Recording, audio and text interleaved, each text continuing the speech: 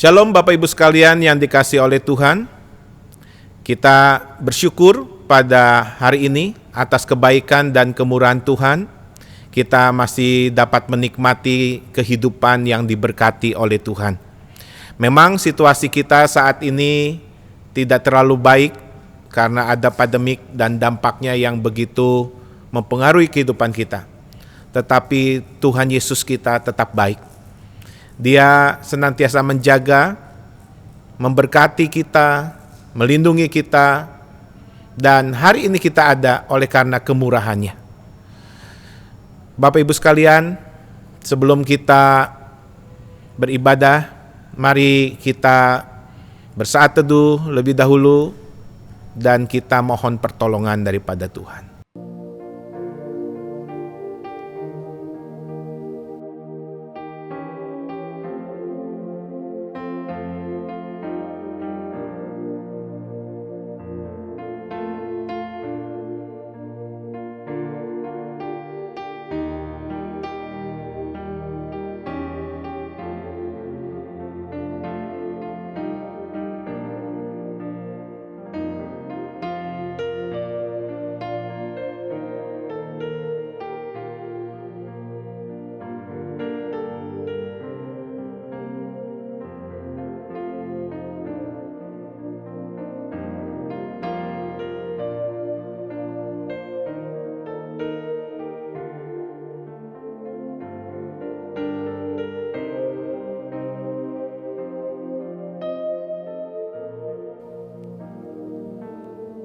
Mazmur 8 ayat 4-5.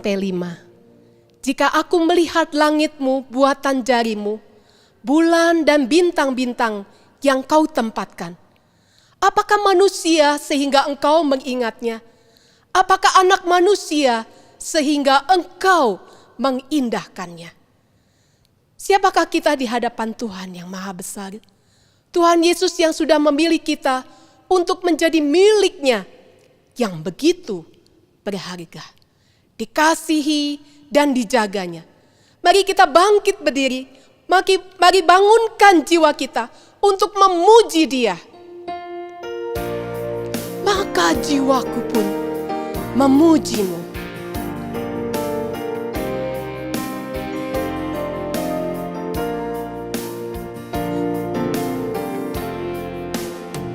Maka jiwaku pun memuji-Mu. Sungguh besar Kau Allahku. Maka jiwaku pun memuji-Mu. Sungguh besar Kau Allahku. Bila ku lihat bintang-bintang gemerlapan, bintang gemerlapan dan bunyi guru riuhku dengar. Ya Tuhanku, tak putus aku heran, tak putus aku heran melihat ciptaan-Mu yang besar. Maka jiwaku pun memuji-Mu. Sungguh besar Kau Allahku. Maka jiwaku pun memuji-Mu. Sungguh besar Kau katakan sungguh besar. Besar Kau Allahku. Bapa di dalam sorga, kami mengucap syukur untuk anugerah-Mu. Kami ada sebagaimana kami ada saat ini, semata-mata karena anugerah, pertolongan, dan kasih setia Tuhan. Tuhan, kami rindu datang kepadamu dalam doa. Kami juga rindu merenungkan firman-Mu, dan kami bersekutu dengan saudara-saudara seiman, sekalipun lewat online. Berkati waktu ini, mohon pertolongan Tuhan, dan kiranya Engkau hadir di tengah-tengah kami. Dalam nama Tuhan Yesus kami berdoa. Amin. Mari kita memuji Tuhan, mengatakan kepada Tuhan bahwa Engkau adalah satu-satunya. Engkau Tuhan yang setia.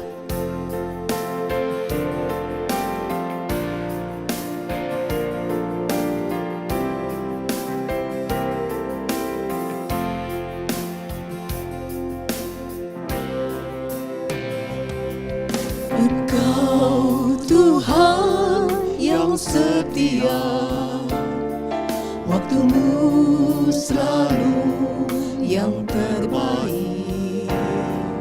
Engkau Tuhan sandaranku, dan ku hanya akan berharap padamu. Sekali lagi kita katakan, Engkau Tuhan yang setia. Kita minta sama Tuhan supaya kita sabar menunggu waktunya Tuhan. Sebab waktunya Tuhan adalah yang terbaik. Engkau Tuhan sandaranku, dan ku hanya akan berharap padamu. Satu-satunya yang ku andalkan, satu-satunya yang ku percaya. Engkau sumber kekuatan, sumber pengharapan, sumber kedamaian. Satu-satunya yang ku andalkan, satu-satunya yang ku andalkan, satu-satunya yang ku percaya. Engkau Tuhan memberkati, Tuhan penyembuhku, Tuhan pemulihku.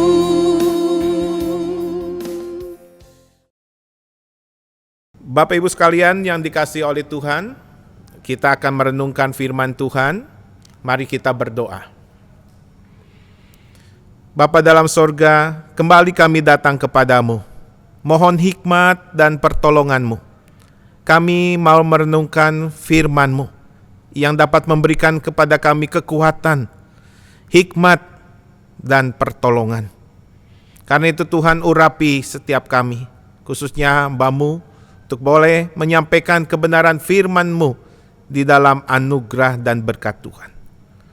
Kami berdoa di dalam nama Tuhan Yesus. Amin. Bapak Ibu jemaat yang dikasihi oleh Tuhan, kita akan merenungkan sebagian firman Tuhan yang terambil di dalam 1 Yohanes 4 ayat 7 sampai yang ke-12. Kita akan membahas sebuah tema sekilas tentang kasih. Saya akan bacakan, demikianlah firman Tuhan. Saudara-saudaraku yang kukasihi, marilah kita saling mengasihi karena kasih berasal dari Allah. Dan setiap orang yang mengasihi lahir dari Allah dan mengenal Allah. Orang yang tidak mengasihi tidak mengenal Allah karena Allah adalah kasih. Demikianlah kasih Allah dinyatakan di antara kita, bahwa Allah mengutus anaknya yang tunggal ke dalam dunia supaya kita dapat hidup melalui Dia. Dalam inilah kasih itu, bukan kita yang telah mengasihi Allah, tetapi Allah lah yang mengasihi kita dan mengirimkan anaknya sebagai kurban perdamaian bagi dosa-dosa kita. Saudara-saudara yang kukasihi, jika Allah begitu mengasihi kita, kita juga harus saling mengasihi. Belum ada orang yang pernah melihat Allah. Jika kita saling mengasihi, Allah tinggal di dalam kita dan kasih-Nya itu disempurnakan di dalam kita. Amin. Bapak, Ibu, dan saudara yang dikasihi oleh Tuhan, kita tahu bahwa dunia sangat mengagungkan yang namanya kasih. Karena memang kasih merupakan elemen yang penting di dalam kehidupan manusia. Demi meraih kasih, orang rela melakukan apapun di dalam kehidupannya. Untuk yang namanya kasih, orang berani membayar harga yang sangat mahal. Dan memang bukan tanpa alasan, memang seorang laki-laki rela mati demi kekasihnya. Ataupun seorang ibu berkorban demi anaknya. Seorang ayah meninggalkan segala sesuatunya demi keselamatan anaknya yang dikasihinya. Nah, saudara, baru-baru ini ada sebuah berita yang saya dengar di Cungko. Itu ada seorang ayah yang meninggalkan rumahnya, meninggalkan pekerjaannya untuk mencari anaknya yang masih bayi pada waktu itu, yang diculik. Dia mengarungi atau mengelilingi Cungko itu selama kurang lebih 27 tahun. Dan syukurnya pada akhirnya ditemukan anak itu dan umurnya sudah besar. Ya, seumur 27 tahun itu. Perjuangan seorang ayah ini pada akhirnya difilmkan. Ya, dan bintang filmnya kalau tidak salah itu Andy Lau, ya, seorang bintang film yang terkenal juga. Nah, itulah kedahsyatan kasih yang dilakukan oleh orang-orang yang memang ingin meraih kasih itu. Dan kasih yang kita sebutkan, yang seringkali kita sebutkan di dalam dunia ini, itu merupakan kasih yang umum. Allah memberikan kepada semua manusia kemampuan untuk menghargai, mendambakan, dan mempraktekkan kasih. Kesadaran sebagai sesama manusia seringkali sudah cukup sebagai alasan untuk saling mengasihi. Relasi yang unik antara dua orang, entah adanya hubungan darah atau karena pertalian kasih dua insan, menjadi landasan yang kuat untuk saling mengasihi di antara manusia. Namun walaupun demikian, Bapak Ibu sekalian, bukan kasih yang umum yang dibicarakan di dalam firman Tuhan yang kita renungkan pada malam hari ini, yaitu di dalam 1 Yohanes 4 ayat 7 sampai yang ke-12. Kasih yang dibicarakan di sini adalah kasih yang berpusat kepada Allah. Setiap kali seorang mempraktekkan kasih ini, orang lain akan mengetahui bahwa orang itu lahir dari Allah dan mengenal Allah. Kita bisa lihat itu di dalam ayat yang ke-7. Kasih berasal dari Allah, ayat yang ke-7a. Sehingga siapa saja yang berasal dari Allah, kehidupannya pasti akan diwarnai dengan kasih, kasih, dan kasih tentunya. Sebaliknya Bapak Ibu, apabila seorang tidak menunjukkan kasih ini kepada orang lain, hal itu membuktikan bahwa tidak atau belum mengenal Allah. Itu ada di dalam ayat yang ke-8. Saudara, ini sebagai suatu peringatan yang perlu kita garis bawahi dalam kehidupan kita. Bahwa kesejatian iman tidak hanya dapat dilihat dari benar atau tidaknya doktrinal yang seseorang itu pahami di dalam kehidupannya. Kita bisa lihat ayat 1 sampai ayat yang ke-6. tetapi melainkan juga kesungguhan kasih yang dipraktekkan, kesungguhan kasih yang dibuktikan di dalam kehidupannya. Itu di ayat yang ke-7 sampai yang ke-8.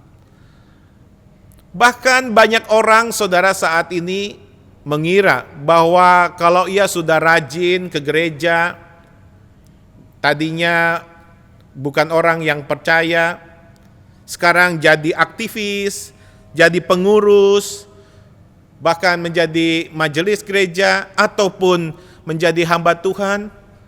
Seringkali orang itu berpikir bahwa berarti dia lahir dan mengenal Allah. Oh saudara, belum tentu saudara, belum tentu. Kita sudah menyaksikan hal ini di dalam kehidupan sehari-hari. Karena praktek kehidupan daripada orang-orang tersebut jauh dari kasih Allah. Tidak membuktikan adanya kasih Allah di dalam kehidupannya. Walaupun ada banyak jabatan gerejawi yang disandang olehnya. Nah, jika demikian Bapak Ibu sekalian, bagaimana seseorang itu dapat mengamalkan kasih yang berpusat kepada Allah, yang memang dikehendaki oleh Allah di dalam kehidupan kita sebagai orang-orang yang sudah ditebus, orang-orang yang sudah menjadi milik Allah. Saudara, kuncinya terletak kepada pemahaman dan pengalaman kita terhadap kasih Allah dan tentunya melalui Tuhan Yesus Kristus. Saudara, tanpa mengerti dan mengalami kasih Allah tersebut, ia tidak akan sanggup mencapai standar kasih yang diharapkan oleh Allah. Saudara, kita punya kemampuan untuk mengamalkan kasih Allah ini. Tetapi seringkali kita tidak mencapai standar kasih itu. Saudara, karena itu saudara penting untuk kita sekalian memahami. Memahami apa? Keistimewaan daripada kasih Allah tersebut. Saudara, yang pertama saudara, kita memahami atau harus memahami hakikat daripada kasih Allah. Atau kita sebut bahwa Allah adalah kasih. Nah, Yohanes tidak mengatakan kasih adalah Allah. Love is God. Walaupun kasih memang sangat penting, kita tidak sepatutnya memberhalakan kasih di dalam kehidupan kita. Ada banyak orang, saudara, atau beberapa orang demi kasih atau demi mendapatkan cinta, orang-orang itu rela meninggalkan Allah dan kebenarannya. Nah, bukan ini maksud daripada Yohanes. 1 Yohanes 4 ayat 8b mengatakan atau mengajarkan tentang kasih sebagai bagian yang tak terpisahkan dari hakikat Allah. Ini berbicara tentang sesuatu yang begitu melekat di dalam esensi ilahi. Dengan mengatakan Allah adalah kasih, Yohanes sedang menegaskan keberadaan Allah yang adalah pribadi. Allah sebagai pribadi, personal. Nah, mengapa saudara? Karena tanpa kepribadian tidak mungkin ada kasih. Karena sesuatu yang tidak berpribadi tidak memiliki kapasitas untuk mengasihi maupun menghargai kasih. Bahkan sebelum ada segala sesuatu, Allah tetap adalah kasih. Saudara, kejamakan Allah Tritunggal pribadi di dalam keesaan Allah memungkinkan sebuah kasih yang kekal. Allah telah mengasihi Tuhan Yesus Kristus sebelum dunia dijadikan. Kita tahu ayat ini Yohanes 17 ayat 24. Jadi Allah adalah kasih, adalah hakikat Allah. Hakikat Allah, Allah adalah kasih. dari kekekalan sampai kepada kekekalan. Saudara, ini yang harus kita mengerti yang pertama. Yang kedua adalah, ada kata kuncinya yang menggambarkan keistimewaan Allah itu adalah bukti. Kasih Allah adalah bukti. Ini saudara keistimewaan yang kita tidak boleh lupa juga. Yohanes bukan berhenti pada hakikat Allah di dalam kekekalan saja. Ia juga menandaskan kasih Allah di dalam sejarah. Allah yang kekal tersebut sudah diwujudkan di dalam kesementaraan. Kata dinyatakan, saudara, di dalam ayat ini memiliki kata dasar yang bermakna menyingkapkan atau memperlihatkan sesuatu yang sebelumnya tersembunyi. Sesuatu yang dinyatakan sebelumnya sudah ada. Hanya saja belum terlihat secara jelas, dan sekarang sudah terlihat jelas. Kasih yang sejak kekekalan sudah ada di dalam diri Allah, saudara, telah ditunjukkan melalui sebuah peristiwa sejarah yang tidak dapat dibantah. Kasih itu sudah terbukti secara nyata. Penambahan kata di tengah-tengah kita mempertegas historitas pembuktian tersebut. Kedatangan Kristus ke dalam dunia, saudara, bukan sebuah dongeng yang tidak bisa ditelusuri kebenarannya. Di awal kitab Injil Yohanes, ia menyatakan firman itu bersama-sama dengan Allah. Dan firman itu telah menjadi daging. Kita telah melihat kemuliaannya. Di awal suratnya pun Yohanes maksudnya berkali-kali menandaskan bahwa dirinya, Yohanes dan rasul-rasul lain telah mendengar, melihat dan mengalami kesendirian kehidupan Yesus Kristus. Untuk membuktikan kasih-Nya, Allah rela membayar dengan harga yang sedemikian mahal. Ia telah mengutus anaknya ke dalam dunia untuk memberikan kehidupan kekal bagi kita, orang-orang berdosa. Nah, saudara, titik berat di dalam bagian ini adalah harga pembuktian itu sendiri. Secara hurufiah, teks ini berbunyi bahwa anaknya yang tunggal, saudara, Allah telah utus ke dalam dunia. Kata ini lebih mengarah pada relasi yang intim dan unik. Nah, karena itu saudara, kalau kita lihat di dalam Alkitab NIV, saudara, ada diterjemahkan one and only karena pertimbangan hal ini. Satu dan hanya, saudara. Nah, saudara, harga yang mahal ini, saudara, dibayar oleh Allah demi kasih-Nya kepada kita. Anaknya sendiri yang satu-satunya yang intim dan unik itu, saudara, Dia berikan kepada kita sebagai orang-orang yang berdosa. Inilah bukti yang terbesar dari kesempurnaan kasih Allah itu. Kasih-Nya bukan sekedar sebuah konsep yang abstrak, melainkan sudah diwujudkan dalam sebuah tindakan konkret. Kasih Allah bukan hanya diketahui dari nama atau sifatnya saja, tetapi juga dari kerelaannya di dalam mengutus anaknya ke dalam dunia demi orang yang berdosa, yaitu saudara dan saya.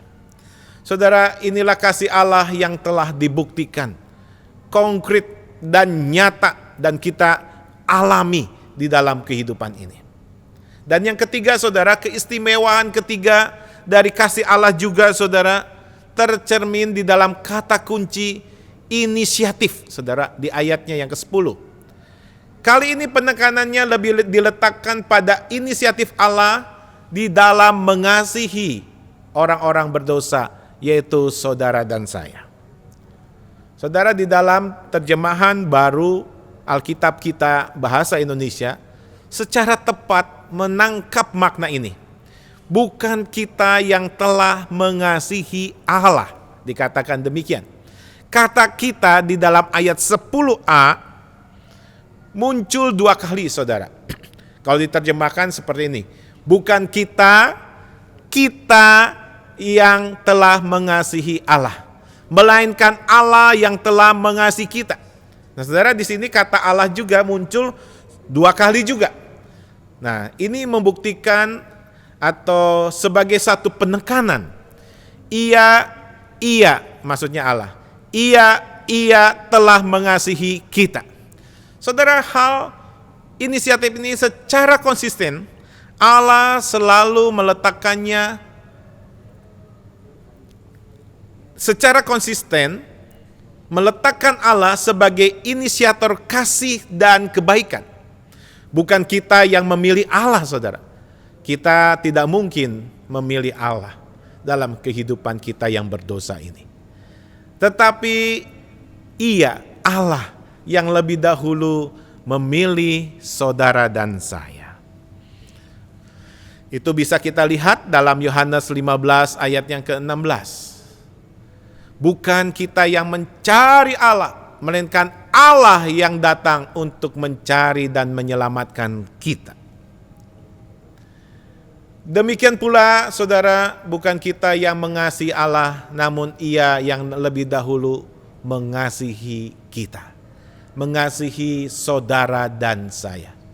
Kita tidak layak untuk dikasihi, tetapi Allah mengasihi kita.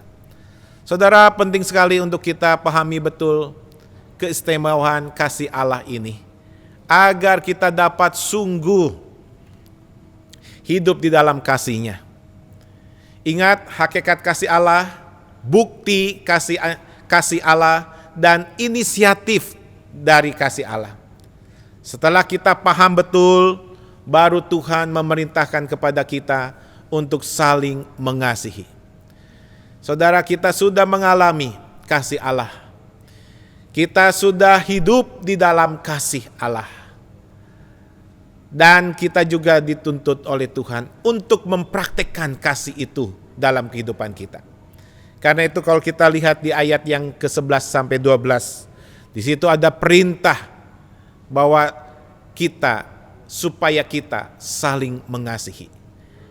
Apa yang dilakukan oleh Allah kepada kita seharusnya menjadi teladan bagaimana kita memperlakukan orang lain. Di dalam Yohanes ayatnya yang ke-11 tadi, Yohanes sekali lagi menandaskan kualitas kasih ilahi melalui kata sedemikian. Jika kita meyakini dan merasakan bahwa Allah begitu mengasihi kita dan begitu limpahnya kasih Allah di dalam kehidupan kita, kita seharusnya membagikan kasih itu kepada orang lain. Tidak untuk dihabiskan sendiri kasih Allah itu dalam kehidupan kita. Kehidupan pribadi kita adalah wadah yang terlalu kecil bagi kasih ilahi yang sangat melimpah. Namun biasanya, saudara, kita mengerti orang yang merasa paling berdosa, orang yang merasa paling tidak layak dan mengalami pengampunan Tuhan, mendapatkan anugerah Tuhan, biasanya orang itulah yang paling bersyukur daripada orang-orang lain yang justru merasa dirinya tidak berdosa tapi jadi orang Kristen, yang merasa kurang berdosa menjadi percaya kepada Tuhan. Saudara, orang-orang yang merasa dirinya tidak layak dan berdosa, orang itu biasanya menanggapi, memberikan respon kepada kasih Allah dan perintahnya. Saudara, berbagi kasih bukanlah sebuah pilihan bagi kita saat ini, orang-orang yang percaya. Dikatakan kita harus, di ayat yang ke-11 bagian B, kita harus memiliki satu makna dasar. Harus itu adalah berhutang, saudara. Sama seperti membayar hutang bukanlah sebuah pilihan bagi kita. Demikian pula mengasihi orang lain bukanlah sekedar pilihan, nasihat, dorongan, melainkan sebuah keharusan atau kewajiban. Kegagalan di dalam melakukan akan mengasihi orang lain, saudara, merupakan sebuah hutang yang belum terbayarkan. Dan memang saudara dikatakan di dalam ayat yang ke-12 saudara, bahwa kemuliaan dan kekudusan ilahi menghalangi manusia berdosa untuk memandang wajah Allah. Kita tidak mungkin dapat memandang wajah Allah saudara. Karena apa? Kita bukan makhluk yang mulia, bukan orang yang kudus. Namun demikian Bapak Ibu sekalian, hal ini tidak berarti bahwa Allah tidak dapat diketahui keberadaannya atau dikenali hakikatnya dalam kehidupan kita. Allah yang tidak terlihat menjadi terlihat pada saat kita mengasihi orang lain. Orang melihat kita yang mengasihi orang lain, disitulah orang lain itu memandang akan kasih Allah dalam kehidupan kita. Melalui kasih kita kepada orang lain, saudara, orang-orang yang ada di sekitar kita, khususnya keluarga kita, saudara, yang bisa menjadi sorotan bagi orang-orang yang ada di sekitar kita, itu telah menunjukkan bahwa Allah tetap ada di dalam kita. Ia tidak hanya diam di dalam kekekalan, dengan segala kemuliaan dan kebesarannya, namun saudara, di dalam anugerahnya Ia berkenan diam di dalam kita dan mewarnai kehidupan kita dengan kasih-Nya. Saudara, kasih kita ini bukan hanya merupakan bukti bahwa Allah berdiam di dalam kita saja. Namun kasih kita juga merupakan kasih Allah atau membuat kasih Allah menjadi sempurna. Saudara, di ayat 12 bagian C. Nah, saudara harus mengerti bahwa kata dasar sempurna dalam konteks ini berarti mencapai tujuan. Tujuan akhir dari kasih Allah bukanlah diri kita, tetapi orang lain di sekitar kita. Kita bukan sekedar objek daripada kasih, melainkan saluran kasih Allah itu. Jadi kasih Allah kepada kita bukan sekedar sebuah contoh. Kasih Allah melalui kedatangan Kristus Yesus sebagai manusia ke dalam dunia bukanlah kisah moral semata-mata. Saudara, pemberian kasih itu sekaligus mencakup pemberian alasan, kemampuan saudara, dan kewajiban untuk mengasihi orang lain. Karena itu, Bapak Ibu Saudara yang dikasihi Tuhan, marilah kita sebagai orang percaya yang sudah ditebus, mengalami kasih Allah yang begitu ajaib. Mari kita wujudkan dan praktekkan kasih itu menjadi nyata di dalam kehidupan kita. Karena kita lahir dari Allah dan mengenal Allah. Soli Deo Gloria. Tuhan Yesus memberkati. Amin. Mari Bapak Ibu kita berdoa. Tuhan, terima kasih untuk firman-Mu yang mengingatkan kami, yang menegur kami, dan juga yang menolong kami, untuk kami dapat hidup serupa Kristus dalam dunia ini. Tuhan, seringkali dalam kehidupan kami kekurangan kasih. Kami merasa tidak dikasihi, sehingga kami pun kurang atau tidak mengasihi orang lain. Tetapi sesungguhnya kami lupa Tuhan, bahwa Tuhan begitu mengasihi kami dan telah menyatakan kasih-Mu yang besar melalui anak-Mu yang tunggal, Yesus Kristus. Tuhan, tolong kami saat ini, untuk kami boleh mempraktekkan kasih itu kepada orang-orang di sekitar kami. Mungkin selama ini kami tidak menyatakan kasih kepada suami, kepada istri, kepada anak-anak kami, kepada orang tua kami, kepada mertua, kepada menantu kami sekalian. Jangankan Tuhan orang-orang di luar sana yang berbeda dengan kami pun merasa kekurangan kasih itu.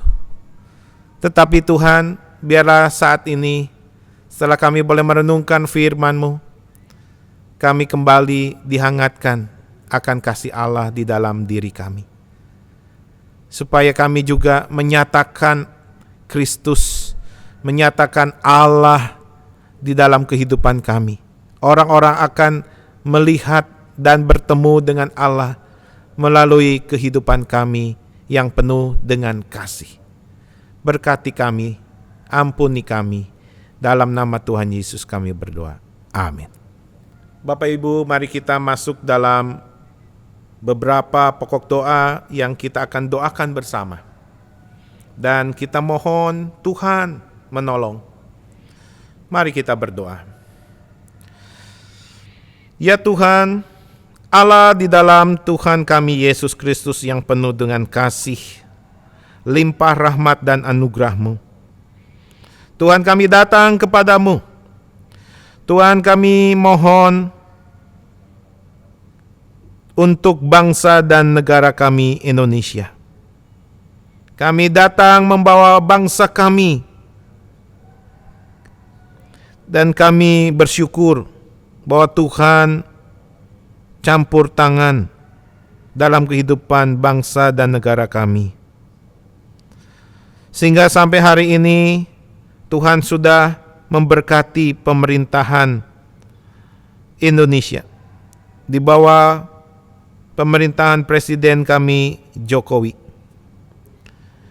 Kami bersyukur Tuhan untuk penanganan COVID yang boleh berjalan dengan baik, sehingga hari ini kami menyaksikan bahwa penurunan daripada jumlah yang terdampak itu sudah sangat signifikan.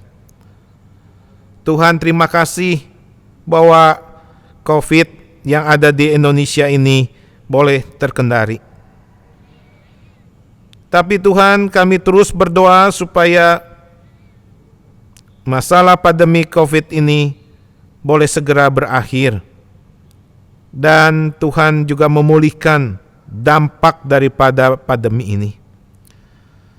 Di dalam masyarakat luas bangsa kami ada banyak kesulitan secara ekonomi, ada kesulitan di dalam masalah-masalah sosial, dan juga di dalam rumah tangga. Tuhan, mari Tuhan menopang bangsa kami Indonesia. Dan kami juga berdoa Tuhan untuk kesatuan NKRI yang saat ini juga tidak mudah. Ada banyak rongrongan dari berbagai macam pihak yang ada. Ada konflik-konflik bersenjata di beberapa daerah yang merongrong kesatuan NKRI.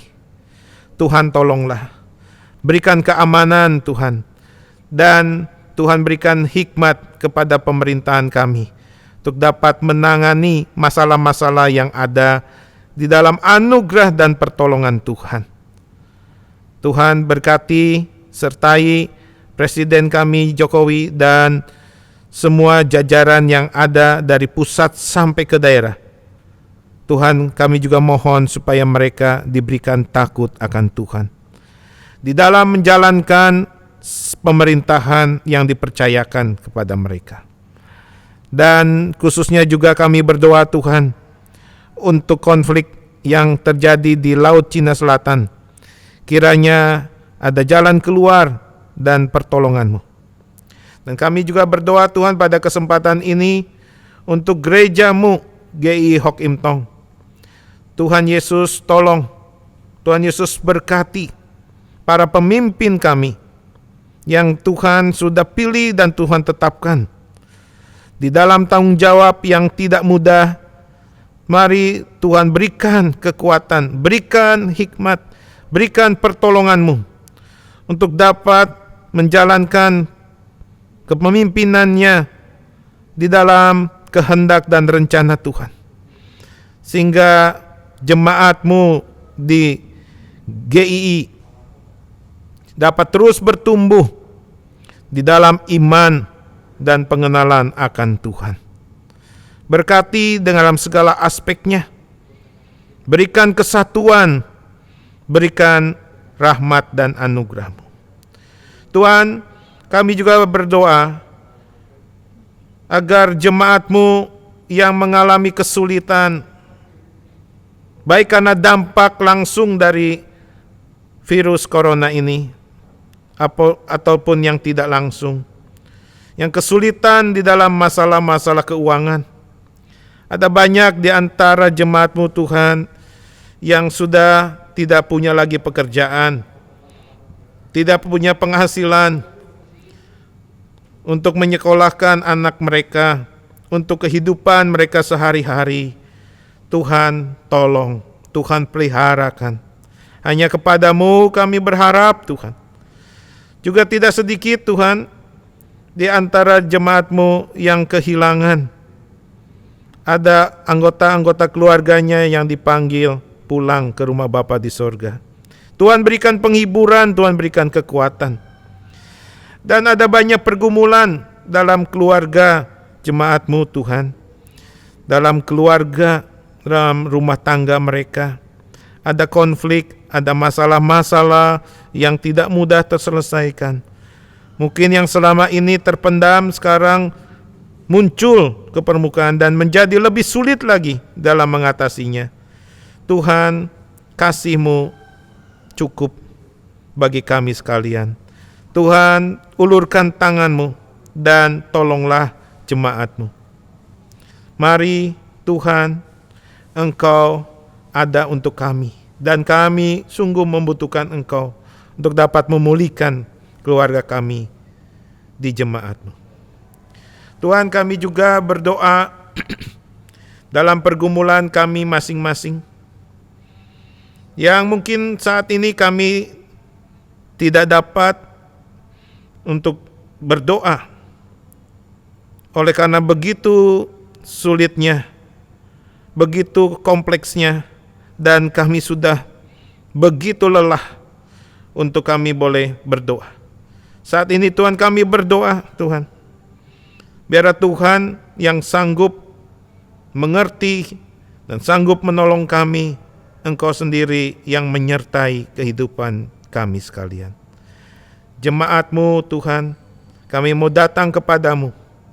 Mohon Tuhan berikan kekuatan, hati yang terus berpaut kepada Tuhan, dan biarlah iman kami terus menyala di hadapan-Mu, untuk kami sanggup menjalani kehidupan ini di dalam segala keberadaannya, segala tantangan, segala kesulitan yang ada di depan kami.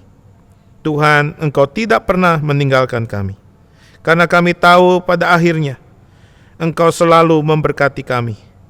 Dan kami berdoa Tuhan untuk setiap kami, mohon pertolongan-Mu. Di dalam nama Tuhan Yesus kami berdoa. Amin. Bapak Ibu jemaat yang kasih, mari kita bangkit berdiri dan kita menerima berkat yang daripada Tuhan. Tuhan memberkati engkau dan melindungi engkau. Tuhan menyinari engkau dengan wajah-Nya dan memberi engkau kasih karunia. Tuhan menghadapkan wajah-Nya kepadamu dan memberi engkau shalom, damai sejahtera dari sekarang sampai selama-lamanya. Amin. Silakan duduk Bapak Ibu Saudara sekalian. Tuhan memberkati kita. Amin.